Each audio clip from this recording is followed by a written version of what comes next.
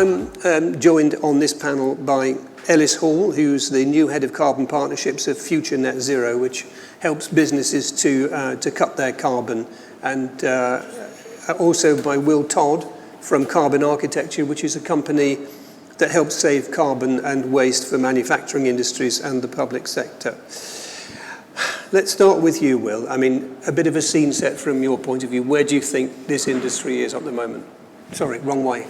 That proves I knew which one was which. I was just talked to the wrong one. We did meet beforehand. We did meet beforehand and had a long chat. Yeah. So I think it's really interesting with energy, but for me, we're working with quite a few pub chains and at the moment, and there's various overlapping but sometimes conflicting agendas going on, and I think cost rises in energy present a particular pressure to the hospitality industry. Are very sensitive to that, often operating at lower margins, and there's a very strong decarbonisation agenda going on at the moment. So firstly, there are things going on that are outside of the control of the hospitality industry, like electric getting greener, but there's a much more greater consumer awareness and a much greater drive for carbon efficiency in business. So that's something that the hospitality industry needs to simultaneously address. And then finally, it was mentioned very briefly before, is like EPC legislation, and that, I guess that's the government legislating to try and make commercial buildings more energy efficient. And I think for hospitality businesses, trying to navigate that whole agenda in a coherent way can be challenging. Yeah. I mean, and a lot of misunderstandings and people not being confident to make decisions and not being able to read the forms and stuff. I think that's a really good point, and I think people find it challenging to understand and make the correct, impactful decisions often, because I think some of that's driven through greenwashing, and I think the media's got a strong role to play in that, and big businesses making claims that when you look beneath the skin are not really material. And so I think it can be challenging to pick the things that are truly impactful, and therefore some important issues are boring, and therefore they don't get addressed. Yeah. Well, that's typically attractive to politicians to go to the things that look interesting and leave the other stuff behind. Ellis, you fill in a bit more, if you would, about EPCs and your view about the way the industry generally is going. Yeah, I think it's really challenging for the hospitality industry generally, because I have worked for an energy supplier before, and post-COVID, hospitality were kind of singled out because they were deemed as high risk. So with the energy prices continuing to rise, there was further pressure put on them because they were having to pay premiums because they were classed as a high-risk business. And they were the businesses that were definitely hit the hardest in the pandemic. So it's just been relentless for the hospitality sector. And in terms of, I guess, touching on the EPC side of things, the energy performance certificates were brought in roughly 2008, and the UK has some of the worst insulated and energy efficient buildings. You'll have seen Insulate Britain doing what they were doing to ensure that you were keeping people warm through winter, and it's the same within the commercial space as well. And what's funny is a few months later, Boris Johnson was then saying, we need to insulate Britain. And Insulate Britain had been talking about this for months and months and months, because it's not only good for the environment, but it keeps costs a lot lower. And where businesses are at today is they do need to be at EPCE if they are to let out their properties. And if you've got a valid certificate, it needs to be at that level. And by 2023, every business and every commercial property has to have an EPC rating. Even if you've got existing tenants, it needs to be at E. And as James said, there's a window between 2025 and 2027 where you will have to get it up to C, and between 2028 and 2030, well, you'll have to get it up to B, which is quite significant changes for businesses. How realistic is that? I think it's a big push due to the costs associated with it. And there's certain things that people can do in terms of exemptions with their buildings not being viable and it's unsuitable to do it if it's going to devalue the property, or if the tenant basically refuses to do it, they've got 5 years to refuse it. So there's certain things that are going to help businesses to be able to push back, but the costs associated with it can be quite significant. But if you've got new technology that you're wanting to put on, there has to be a 7-year payback. So if you don't get a 7-year payback on the energy efficiency measure that you want to install on the property, then you technically don't have to do it, and you can apply for an exemption through that as well. But that's only going to be a very few number of businesses that have got the capability of doing that. And given all the pressures that were just previously mentioned, where are they going to find this additional, I guess, finance from? I don't know, what advice can you give on that? Because as you said, a lot of operators have got their backs against the wall at the moment, particularly smaller ones. Where are they going to find the money to invest in their property in that way? So there's the Green Deal, which you can look into, but that's only for certain businesses. You've got to apply for that. But there are other financiers out there that will be willing to do it, because the way that they would finance the product would be through, you would get some benefit and they would get the other benefit. But as long as you get the 7-year payback, you've got no capital expenditure, which can obviously help when you're deciding where to invest your money to either to grow and keep the lights on, or invest in new efficiency measures that are legislation, and businesses are going to have to do it. So yeah, there are financing options out there. Probably can't uncover them all in this session, but obviously feel free to come over. I'm putting myself in a publican's mind out there saying, okay, well, tell us about this finance. How am I going to find it? So you'll have to go through the Green Deal, which is a set-up financing program for people, and you've got to effectively apply for it. Okay. I think the approach is like maybe different as well, isn't it? Depending if you're a small independent, or if you're in a property that's owned by like a large commercial landlord, and I think to a degree there's an obligation on, commercial landlords, even if they've got tenants on, various types of leases, to help act on that. So I think there's a big obligation on commercial landlords, really. You've been working with people on EPC. In terms of pubs, you just imagine the diversity of Britain's pubs, often a lot of them old with decorative features and all that stuff. I mean, how do they get on with insulating those?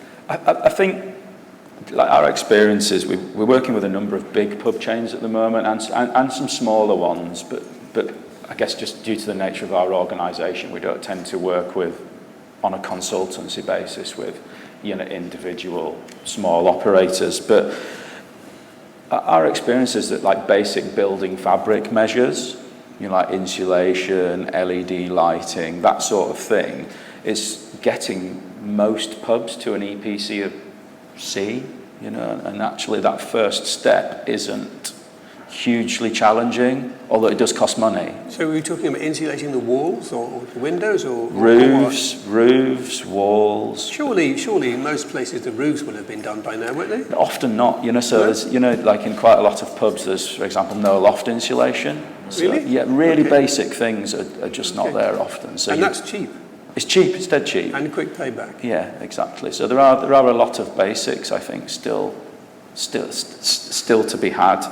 But I guess we advocate probably following an approach of like trying to reduce energy consumption first before investing in alternative technology, because I think reducing through efficiency measures tends to be the most cost-effective way of doing things in the first place, and you tend to get a return on your investment by doing that.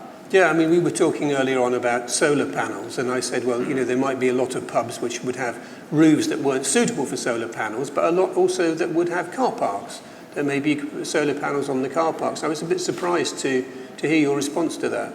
Yeah, so when we were talking about solar, I think people think that alternative technologies are going to be like the silver bullet to the problem, and they're often not. So when we've looked at pubs, and in fact the story is the same for a lot of industrials, if you put a solar array on the roof or somewhere, the contribution that makes overall to the energy bill is usually fairly marginal, somewhere between 2 and 10% or something like that. So it's not the massive solution to the problem. Does that mean people shouldn't bother? No, it doesn't mean they shouldn't bother, but if you look at where you're going to spend your money, I think you get, in the first instance, a much better return on your money by improving efficiency in the building. So recently, when we've looked at say, solar arrays, say the investment cost to improve your EPC score is, nearly double that of efficiency measures, So. Well, I mean, this government has not been very good at that. I mean, they just had their big energy strategy for future energy. Boris Johnson had 3 round tables. One was nuclear, one was offshore wind, and the other one was hydrogen and gas. And they had, I think it was something like 15 to 20 people in each of the round tables, and then they formulated their policy. There was not one person from the energy efficiency industry, not one.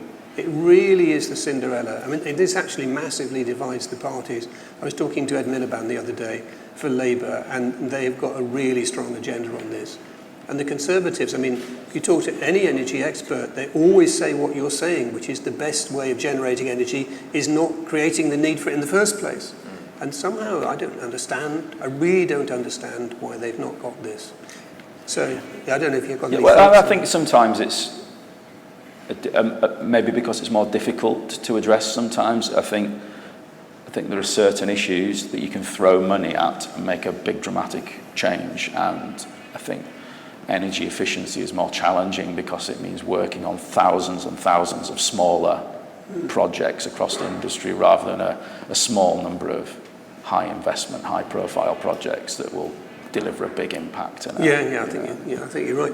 Ellis, how do people go about getting to know how their building operates, and what data? How do they get good data on this? Because presumably you need to know what's going wrong before you try to fix it. Yeah, absolutely. A lot of people will, as Will touched on, install solar without really understanding how they're consuming energy in the first place. So we know that there's been a massive push for smart meters, especially in domestic buildings, less so in commercial buildings. But getting an AMR, an automated meter reader, that actually provides data to you on a half-hourly basis gives you a real good understanding of where and when you're using your energy. Because there's a saying in the sustainability space, you can't reduce what you can't measure. So ultimately, everything needs to start with your measurements and your baseline. And touching on that, I'm sure people will talk about it in terms of sustainability. When you look at a business's emissions, generally, they're captured under Scope 1, Scope 2 and Scope 3 emissions. Just spell out, you're going to spell it out. I was just going to ask you to spell out Scope 1, 2 and 3, but you're just about to, and I interrupted you. No, it's all right. So Scope 1 is usually your direct burning of fuels on site. So that'll be if you're running heating through gas, usually that. If you've got air conditioning and you've got fugitive emissions from the refrigerants that are leaking, that's your Scope 1. Your Scope 2 is your electricity that you actually purchase on site, which is obviously talking about trying to reduce that.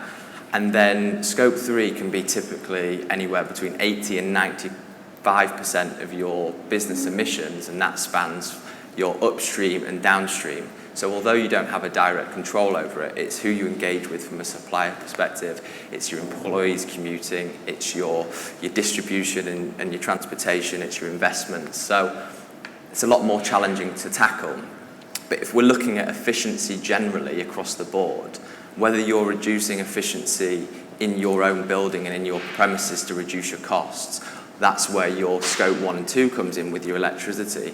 But there's also measures that you can do to improve your efficiency in your Scope 3 through your relationships with your clients. And ultimately, these efficiency measures can reduce your costs as well.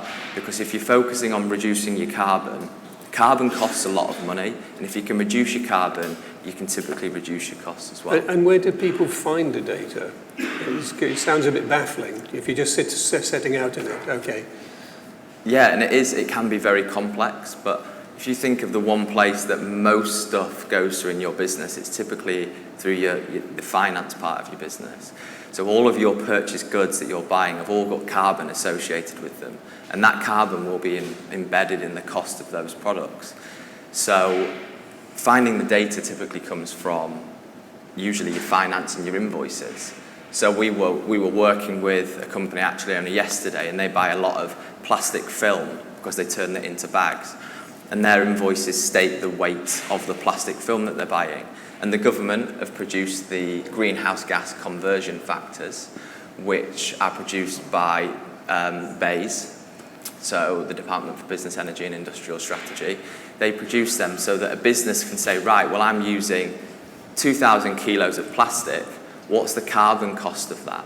And then they will, over a period of time, aim to reduce the cost of carbon.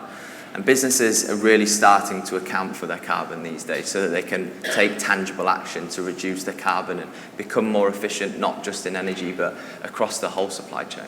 I mean, if you're a big firm, you can hire in somebody, a specialist, and maybe take them onto the books for the future. If you're a small firm or a one-person operator, isn't it a bit daunting, all this stuff? Yeah, it can be really daunting, it can be challenging, but there's a lot more businesses that are popping up that are able to support. So the company that I work for, we run a program called Carbon AAA where we offer the accounting. So we work with a small company to understand where they're spending money, what the carbon associated with that is, and then we've got third-party accreditation to make sure that it's verified. And then we've got a number of partners that we work with in different sectors, hospitality being one, where they get into the detail and start putting these new measures in that allows them to reduce their footprint. So it'll be aligned to the EPC legislation because it's efficiency measures that they're trying to embed. And is that going to cost a lot just to get the information from a firm like yours? No, it's not, because the whole point that what we've tried to deliver is something that is accessible for smaller businesses. We're very much aware large businesses are going to be able to bring in a team of people. You know, Ernst & Young are promoting this big push and they'll charge loads for it. But what we're trying to do is bring it back to what SMEs really need and starting it sounds complicated, but starting at the very basic level and not trying to think about things that might come 10 years in the future. It's just focusing on what we can do today.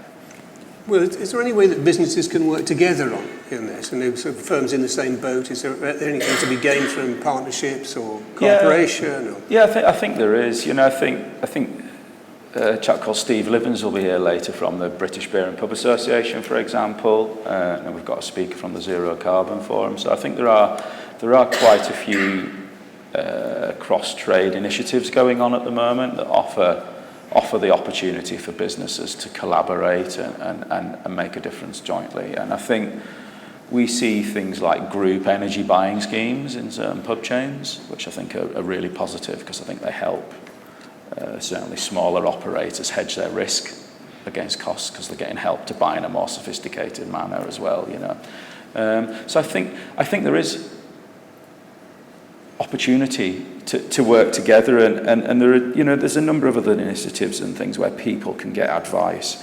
I think at a very basic level, if you look at buildings and you get an EPC certificate, it comes with a recommendation report, you know, at the most basic level that tells you some of the things you can do to your building to make it more energy efficient.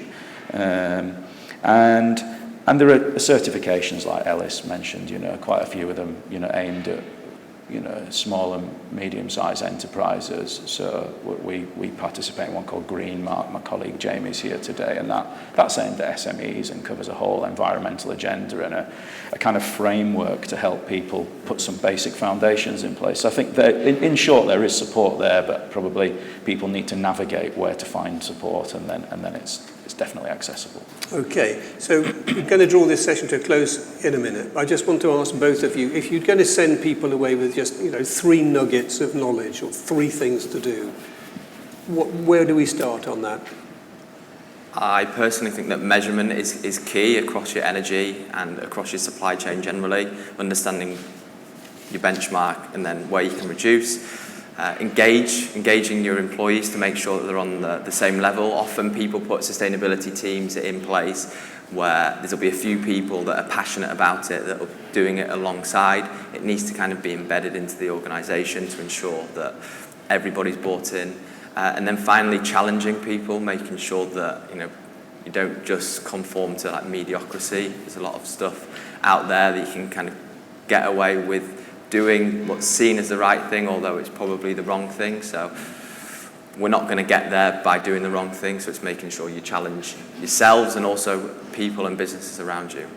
Okay, thanks, Will. So I've got probably 2 things that I think in the first instance, I think changing behaviours has got a lot to offer, and I would encourage Changing whose behaviours? Who's changing the behaviours on behalf Okay, of so I guess changing operational practices inside of pubs and restaurants, to improve efficiency. I think there's a lot of scope still untapped there. Okay, I feel like I don't know enough. I said we'd close, but I just find out what you mean by that. Yeah, so I think there's still a lot of practice that causes wasteful use of energy in the hospitality industry. Things being left on, for example. We time and time again we visit pubs for audit purposes, and the heating's turned on 24 hours a day, 365 days a year because they don't have a time clock, for example. So real basic stuff. So, and I think there's a number of initiatives that businesses can get involved in, such as the Green Mark, that will help them put some foundations in place to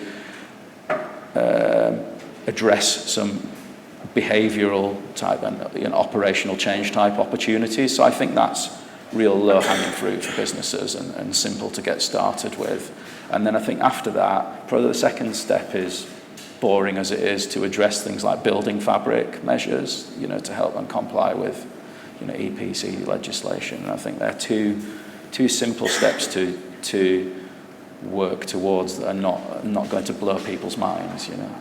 Yeah, I mentioned I'd spoken to Ed Miliband. He was at Glastonbury. I chair events at Glastonbury, and he was saying, "Yeah, but insulation is sexy. Insulation is sexy," and everybody's going, "No, it's not." Anyway, look, thank you very much, Will and Ellis. That's been a really good session.